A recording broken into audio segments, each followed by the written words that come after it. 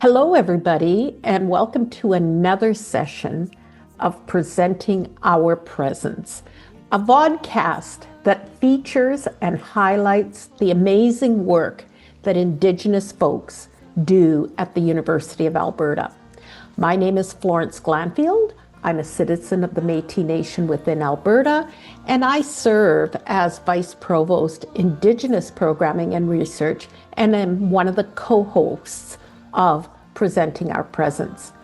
I will turn it over to our co-host for today to introduce themselves, and then we'll be able to invite our guest for today to introduce themselves. Thank you, Michelle. Thank you, Florence. Hello, everybody, and welcome. We're really excited today to be joined by our guest. My name is Michelle Durocher. I'm from the Fishing Lake Métis Settlement, and I'm the Executive Operations Coordinator in the President's Office here at the University of Alberta. I'm going to turn it over to our guest now, and let's get things going. Very excited today. Please go ahead and introduce yourself. Dansega Kiao, Christian Isbister Nitsega-san. Hi, folks. Hi, Michelle. Hi, Florence. So nice to be here. My name is Christian Isbister. I am Métis Ukrainian on my dad's side. My dad's family comes mostly from the north central part of Saskatchewan, around Saskatoon and Prince Albert. And then my mom's side is mixed settler with some Dutch and some Irish who found themselves in southern Saskatchewan. I was born in Red Deer, Alberta. Red Deer sits right along the Red Deer River, which is one of the delineation points between Treaty 6 and 7. But currently am so happy to be here I work as the Indigenous Engagement Librarian at the U of A Libraries. And again, so happy to be here. Thanks so much for the invitation. Thank you, Christian. Florence and I both going for the mic here. I just wanted to drop a little fun fact for everybody. So I knew about Christian joining the university, and he's stepped in Jessie Lawyer's position while she is on maternity leave. Jessie, who has also been a guest of the vodcast. And I remember thinking, I should reach out to Christian. And, work stuff gets in the way, and, all this stuff happens. And then the Beaver Hills Ball happens. And as I'm walking into the Beaver Hills Ball and excited to see all the people and the music and everything, I look over and there is Christian. I'm like, here's my opportunity. Oh my gosh, I can tell Christian about the podcast and maybe he'll be interested. And then he was at the front desk. So then I had to go and sit down, and I was like, okay, when I get an opportunity, I'll go introduce myself. And then who sits across from me but Christian's friends? And so they were like, oh yeah, our friend Christian invited us. I was like, I want to meet your friend Christian. That is so funny. When you get a chance, maybe you can wave him over and I can introduce myself and I can invite him to be on the podcast. And it was really funny how it all happened. And that it was actually guests of Christians at the ball that was able to make me the connection and the introduction. But I just wanted to say again, thank you, Christian, for being here. We're really excited. I just wanted to start off by asking if you could just tell us a bit about how you ended up here at the U of A. Thanks. Oh, I'd love to. It's so funny. Such a small world in all cases, but often in Indigenous spaces. So yes, happy to talk about how I came here.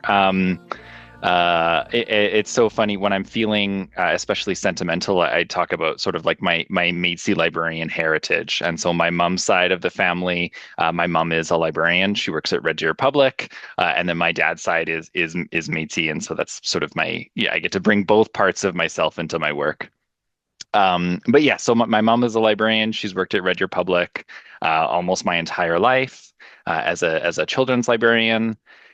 So I grew up, like I said, in Red Deer. I went to Red Deer College for a couple of years. It's a transfer program. And so eventually I found myself up here in Edmonton. I did a bachelor's in arts. I focused in English.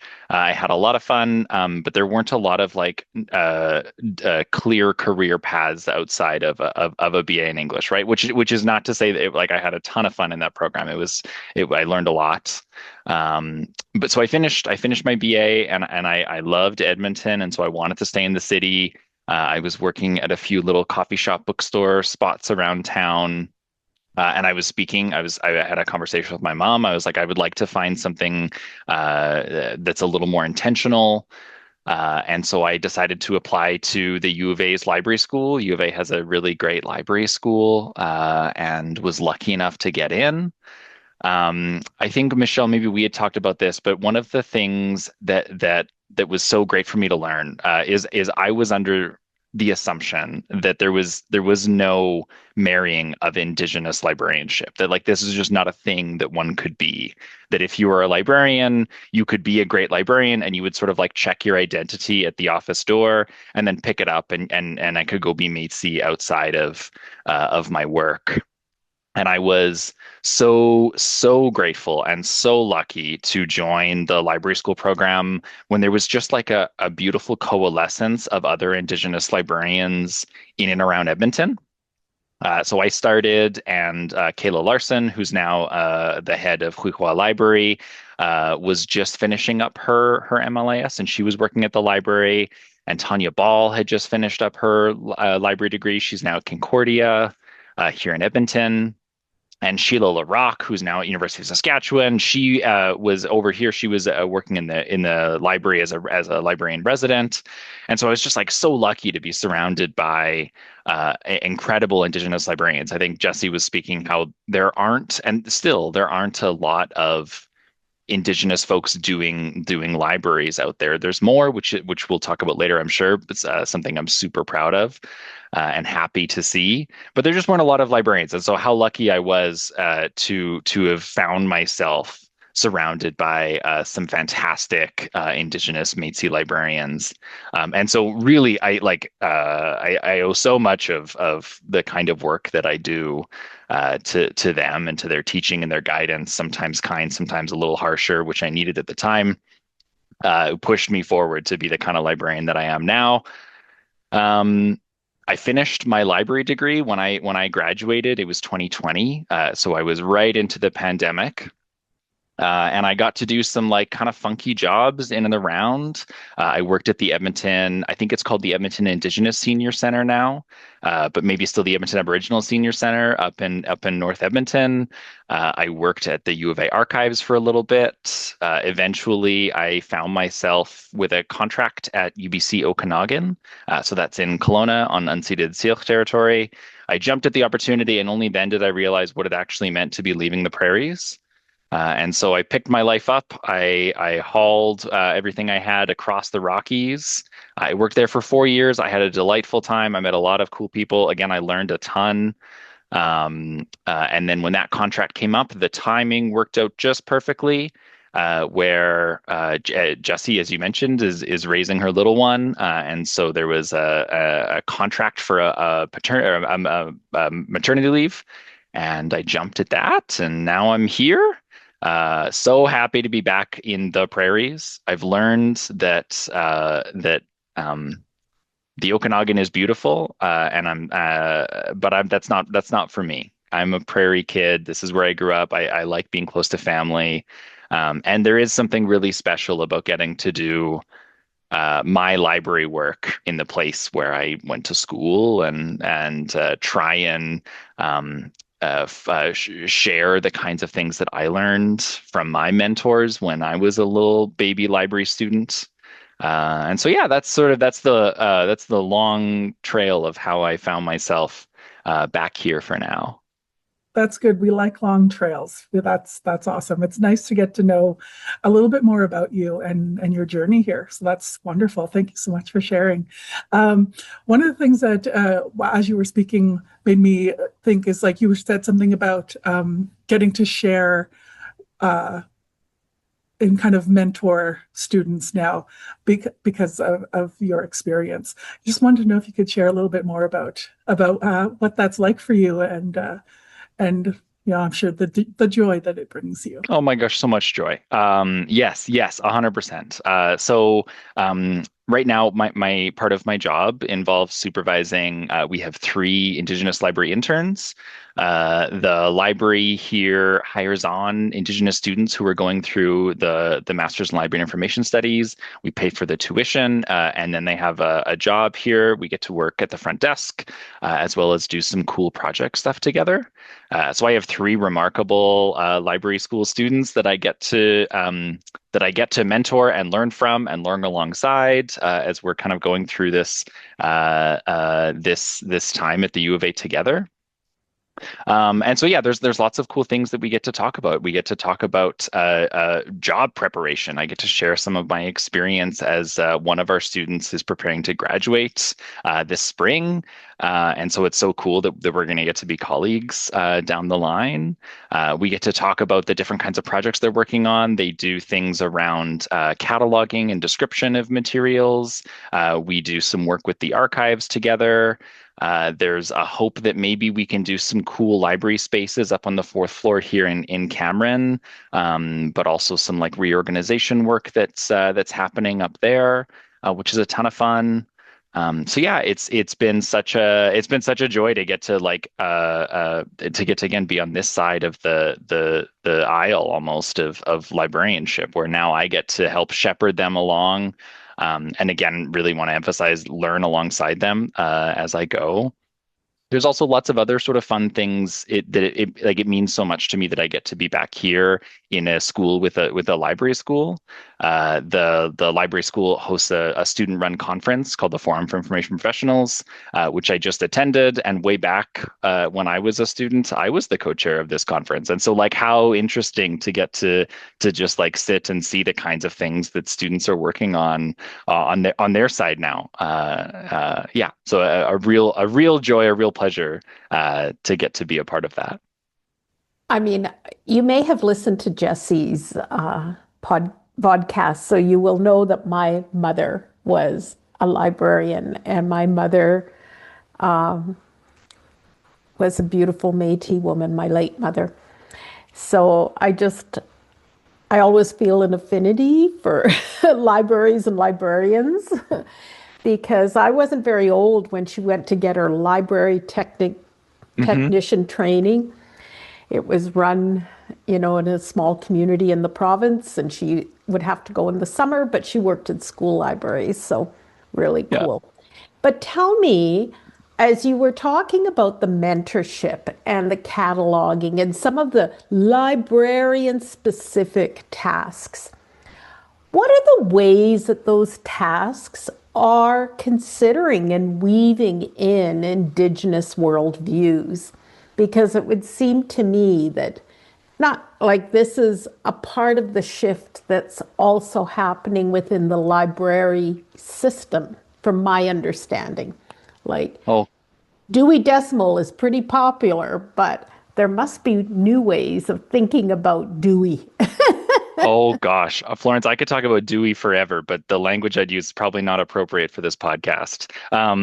We don't use, fortunately, we don't use Dewey here. We use Library of Congress, which has its own set of problems that we've inherited from these systems, and it's so it's a great question. It's really tricky in that there are some things that are sort of, or that maybe just appear to be baked into the way that we do libraries, but maybe aren't so baked in as we think that they are.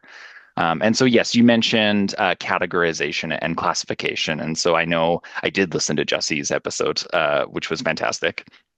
And one of the things that she talks about that I talk about at length when I go in to talk with students is the propensity for Indigenous materials to find themselves in the history section. Most Indigenous content is in the E, which is the history of the Americas, and a lot of Métis content finds itself in the FC, which is like history of the Americas, Canada.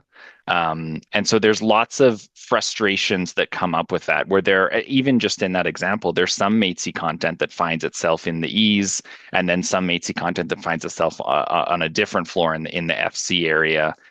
And what I've heard, not so much anymore, but when I was a library student, what I heard growing up is like essentially it's just numbers, right? Like it's possible that students don't know that the E represents history, that the FC represents history. But I do think that a lot of the ways that the library thinks about Indigenous content has a tendency to kind of like slip through.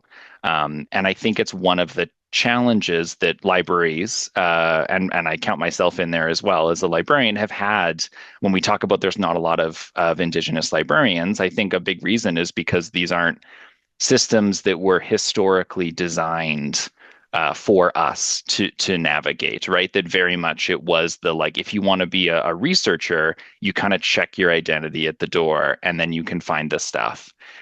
And I think as part of that, there was a real lack of care or thought into how this content, this material, the way that we work, the way that we describe things impacts students, right? That there is like an assumed neutrality that lives in description.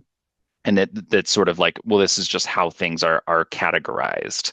And one of the things that I've really loved in libraries, at least in the kinds of discourses that I've been a part of, is that there seems to be a bit of a shift now. That now we recognize that there is a lot of emotional work that goes into researching, right? That like for some people, researching is just researching, and for other people, and again, I know Jesse talked about this, like the act of doing research for example, residential schools, how often we find members of our own families in there, and so that this is a much more it can be a much more emotionally charged kind of research. And so my hope is that ever so slowly we are pushing the boundaries of what we can expect to happen. You'd mentioned like surely there must be other classification systems. There's plenty that get used in my time at UBC. Again, our cousin library over on main campus, Huiqua Library, where Kayla Larson works, is an Indigenous focus library. And so one of the beauties there is they can organize their materials in ways that make sense to Indigenous folks. And so one of the great ways that they do that is they organize materials not by the English alphabet, sort of like community name. So like the Cree go in the C, the Dene go in the D or whatever. But they organize them according to like proximity to each other or community relations. And so communities that have lots of contact will have their materials placed closer together on the shelves as like an example, which is so cool. The challenge is that is meant, and this is a thing that I try and emphasize when I work with students, but also when I work with other librarians, is that all classification, the way that we organize things, betrays the ways that we think about the world, right? And so, well, I do think it would be ironically kind of funny to make everyone at U of A try and find material in a way that makes sense to like an Indigenous worldview, one that is more relational. I do think, again, even though it would be maybe appropriate, I do think it would cause us some challenges in the long run. But that doesn't mean we can't do some things, right? I've seen some really cool examples at Simon Fraser University, at Kwantlen Polytechnic, where they have an Indigenous specific collection that is organized in Indigenous specific ways. And so my hope, likely this will be after my time here, but my hope is that maybe we can start to push some collections in that way. And I do want to be clear, that is my hope, that is not reflective of the library writ large. I should watch what I say. But my hope, maybe one day, that we could have something like that that allows Indigenous folks to come in and engage with the library in ways that make sense to them and how they were taught and how they like to learn, and sort of push at this relational nature of research a little bit. So your opening comment about Section E and then Section FC, Christian, really reminds me of a tension that I had in my own career. When people would learn that I identified as Métis, and I was interested in mathematics. They immediately named me as an ethnomathematician. And for me, that was really problematic because at the time, and this is back, 30 years ago, I saw ethnomathematics, the work that I observed in that field, often was from an ethnographic perspective. So we were Indigenous folks were studied. And so you study the mathematics, but we weren't engaged in the mathematics itself. And so your reminder of how the classification systems works is the library is reinforcing that we're history. We're not currently here as Indigenous folks. And that was always a struggle for me. Now, over time, ethnomathematics is, claims to bring in worldviews. But to be honest, it comes from ethnography, which was a study, right, of, rather than a study with or. So it's a really interesting conversation, and I want to be fair to colleagues who are in ethnomathematics that this is just my experience of making sense of the ways that we're classified and how I was classified. So thank you for that. And I know that there's some beautiful work with colleagues from the School of Library and Information Studies here at the University of Alberta who are working, for example, with the Inuvialuit communities and so I recognize all of the changes in the conversations that are happening. And you're right, the classification is always predicated on the worldview of the humans that set up the systems. And so this is really interesting to think about and how you navigate that, because there is a reason for those systems. And at the same time, how do you invite people to think differently about what the systems could be? So yes. Thank you for the example, too, of the explicit example of your colleague and our colleague, Kayla, the work that she's leading at UBC in Vancouver. So thank you. I think Michelle had another wonder, so I'm going to be quiet now because that's where I was going. No worries, Florence. Thank you so much for sharing all of that, Christian. I know that when we met briefly, we talked about some of that, some of the work that you're doing also in not just the categorization, but we talked about citation as well. So obviously in the libraries, you have a lot of students who are coming, and that is what they're there for, to do research. And so I just wanted to know if you could touch a little bit more about the work that you've been doing in citation. I think that's a really interesting take. I would love to. The other thing that's kind of interesting about that is it mirrors some of my own journeys with librarianship. And that when I was a little library school student, I thought for sure I wanted to work in categorization and then classification.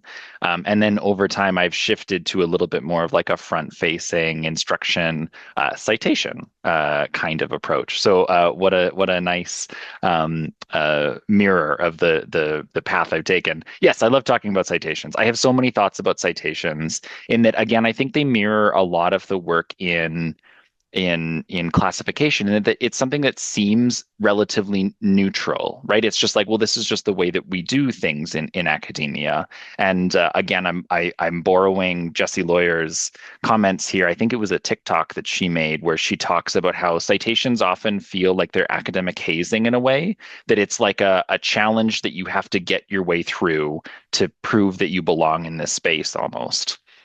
And so I have tons of thoughts on citations. But one of the questions you had was around citation politics specifically. And it's a relatively new, or at least as far as I can tell, a relatively new push for folks to recognize the power that comes in when they're talking about or using citations. And so rather than defaulting to choosing either the highest cited articles or the articles that get talked about the most often, or the articles that happen to come up at the front of the library search page, what I love to do is when I'm talking with students and researchers, to be clear, is encouraging them to take a lot of the agency that they have in deciding what sources they want to use for their assignment and what sources they don't want to use, what are the perspectives that they think might be missing from their reference list already, and what does it mean when we're missing those kinds of perspectives, right? We know that academia has been a space that's prioritized a certain kind of worldview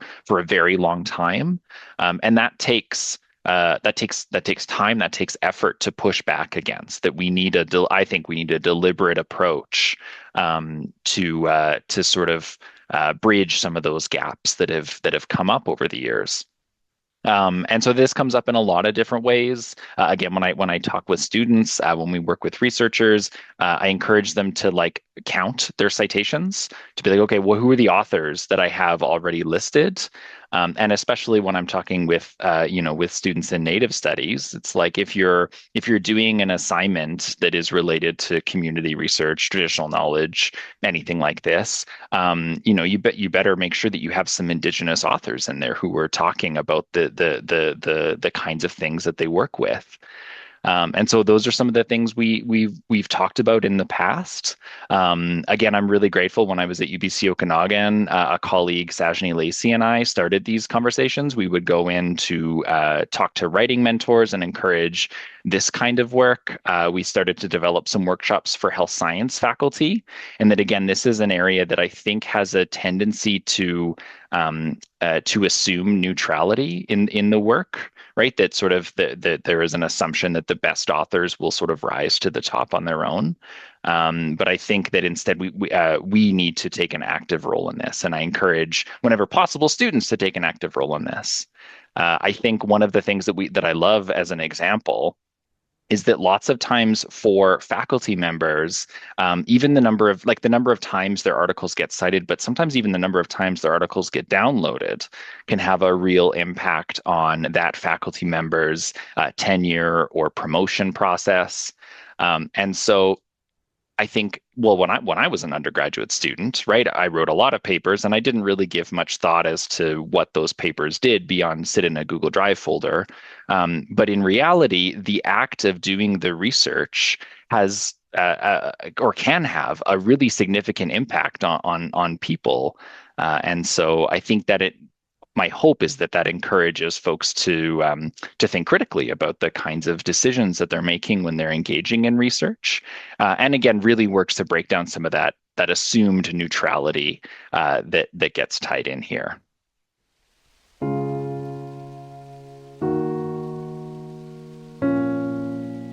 Sorry, as I'm about to jump in, I took the wrong sip of coffee. Yes, thank you so much for sharing more about that. I remember when we were originally discussing it, I couldn't believe that I never thought about it before, right? Because again, it's just not the traditional academic way to do research. Mm-hmm. You think that the way that you're taught it, even as a high school student, right?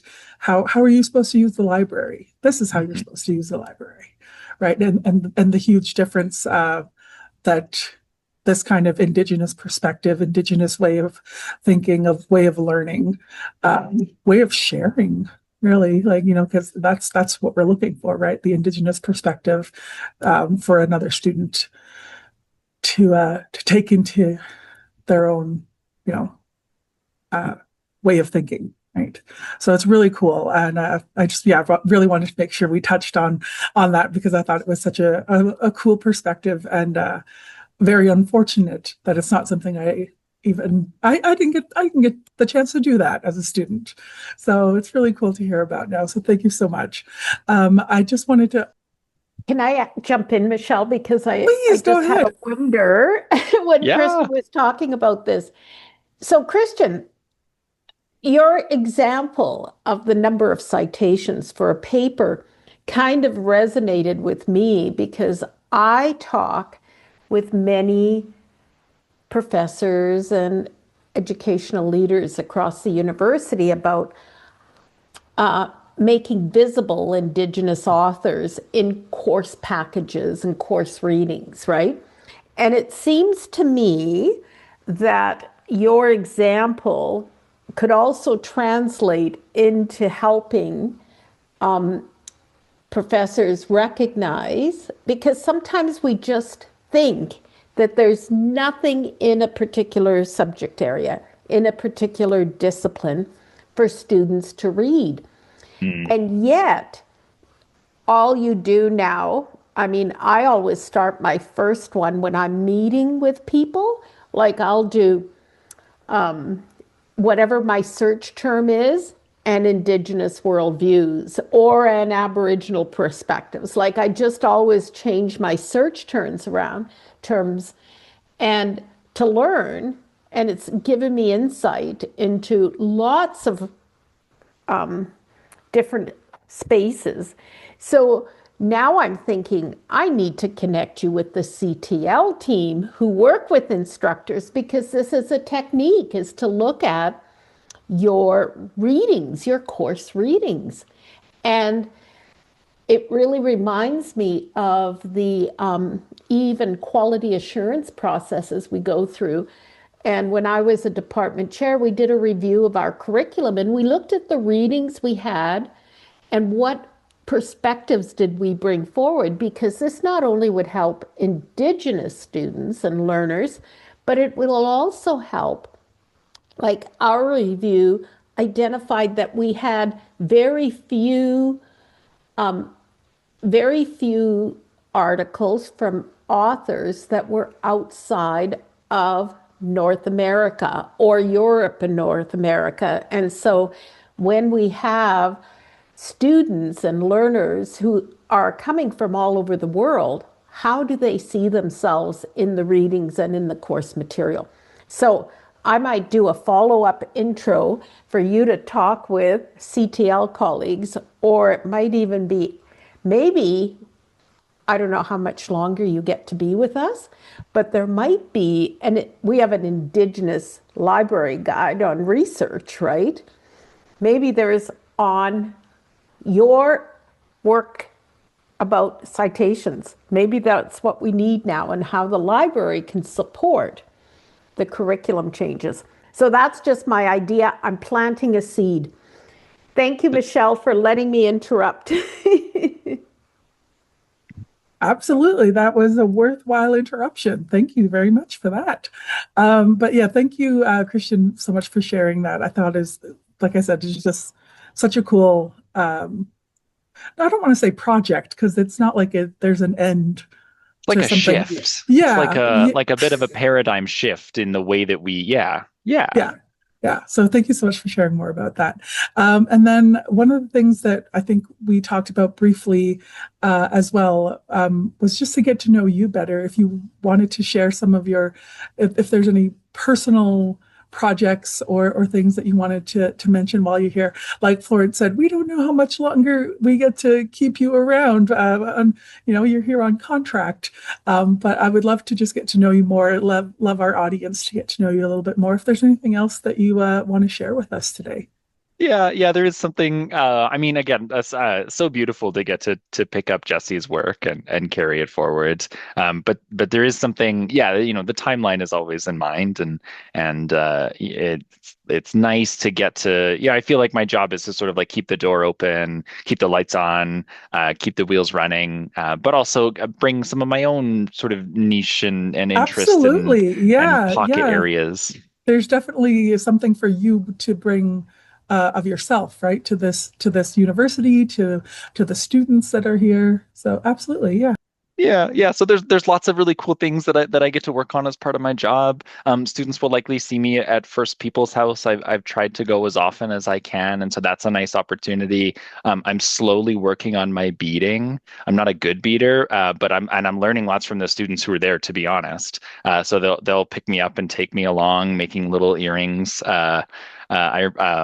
Way back when I was in the Okanagan, I remember I went to a beading workshop and I happened to know the graduate student. We'd worked together a few times who was running it. And she looked in the room and it was mostly new beaders. And she was like, "Oh, and we have an experienced beader who can help, right, Christian?" And I was like, "Nope, I don't know where you heard that from, but it's not me." So from now on, my goal is to be that experienced beater to help other folks. So yeah, you'll see me doing things like that every once in a while. I try. I think one of the things that was a really interesting discovery for me as an Indigenous librarian working in the Okanagan is how often we can take the things that we learned outside of the space of the library and bring it out into community. And so I was able to do some really cool things with zines. Zines were, and I don't want to age myself, but I think I maybe just missed out as a younger kid. They were like right around the area, but they seem to be coming back with a passion, with a fiery passion. And so folks that I've talked to are really interested in zines as a way to like democratize information, push information out there, push up against intellectual property rights and Creative Commons, and these sorts of engage in these conversations. And so again, when I was in the Okanagan, a colleague, Donna Langell, and I, we hosted a queer zine workshop, and I was able to go, and we talked about not only what it means to find open access or Creative Commons information, but the special considerations that one should take to be a good relation in using this. So just because something is open access or Creative Commons, maybe as a good relation on Indigenous territory, we don't use it. And so these are the kind of things that we get to talk about, as well as just the fun, the true joy of making a zine, of taking stuff apart and remixing and all these sorts of things. So I get to do stuff like that. Again, when I was in the Okanagan, there was an opportunity where the Okanagan Nation Alliance reached out to us in the library at UBCO, sort of a cold call, and they were looking to set up a new library. Their last one had been damaged in a flood, and they were trying to make some of their things available digitally. And so I think there is an opportunity for Indigenous librarians to share some of the things that we've learned and make our experiences accessible. And so I would drive down I left. I called myself a librarian on hire. I would drive down to their offices in West Bank, and we would have some conversations. We talked about organization, like we were talking about Florence, about what they want to do. But we also had conversations about like the software that they might choose to use, and sort of the policies that they have in mind for making their information available to external researchers from the community, and when that might be appropriate or not. And so lots of great conversations in there, which again, I think there is a sense of responsibility that I carry with me in my job, at least. And so, I'm very lucky to go or to have gone to graduate school. And it was really important that I come back and do a little bit of my library thing in Treaty 6 here for as long as I'm able to. And so I think that sense of responsibility is something I really enjoy about being a librarian. I think it's something I get to bring into my work. I get to carry that forward into community outside of the physical space in the library. Yeah, so that's a little bit more about me. I do other fun things. I'm a goalie for fun. One of the fun parts when I was a library school student is I would play intramural hockey here at the U of A. And I would get scored on a bunch at night, and then I would show up to the front desk, and one of the students would walk by and they're like, don't you play? And I was like, yeah, that was me. You probably scored on me a bunch of times. Yeah, I try and keep myself busy outside of the library as well. Yeah, Christian, I just want to jump in and say I've been really appreciative of you as a colleague in your time here. You've joined conversations, always contributing such valuable wisdom, and just so honored to come to know you. And I'm going to return to the Beaver Hills Ball because Michelle Christian is also an amazing dancer. And I was noticing that and I'm thinking, wow, how did a kid from Red Deer learn about all of those dances? And They were reminding us, those many of the dances were things that I grew up with. So a few decades before you, I'm sure, Christian, but there you were dancing, and I was suitably anti-impressed That that you means a knew lot. that. That is high Yeah. praise. Thank you, Florence. No, thank you. And you really have contributed, and I believe will continue to contribute in so many amazing ways to the community that we have here at the University of Alberta, and as an alumnus, and, in all the ways. But I'm also conscious we might be near the end of time. I don't quite remember when we started, but I just want to say, Kinin Askamotin, it's been an honor to get to know you a little bit. We generally, the co-hosts generally thank you, and then we turn it to you for the last words on this version of presenting our presence. So thank you again. Michelle? Thanks, Florence. Yeah, thank you so much, Christian. It's wonderful to get to know you a little bit better. It was wonderful to meet with you, to see you at the Beaver Hills Ball. I don't know where I was. If I missed all of this dancing, I must have been looking at beaded earrings or something else with one of the vendors, because I missed that. Oh, so next year, hopefully you can come back around and join us for another one. But thank you so much for all of your work. Good luck with the work with the students, with all the projects that you're doing here. Like Florence said, we're very grateful to have you in this space, and hope that you can continue to be around and contribute and be a friend. And we're glad to have you. Thanks so much for being here. Hi. Oh, okay. Well, also, thank you both so much for inviting me in here. It's such a joy to get to spend some time and talk a little bit about myself and the work I do, but also, share the work of Indigenous libraries, lift up some of the interns that work here. So yeah, really grateful to be here.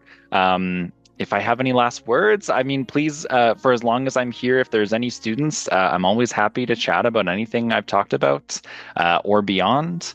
It's never a challenge. I know when I was a student, I always thought that maybe librarians were off doing like very important, serious work, and that by bothering them, that was like a grave error. And I joke whenever I go into classes, I'll usually say, like, if I get to skip a committee meeting because I'm meeting with a student, then it's a happy day for me. So always happy to chat more, and also really looking forward to the conversations we get to have for as long as I'm still here, as you say. So thank you so much. Hi.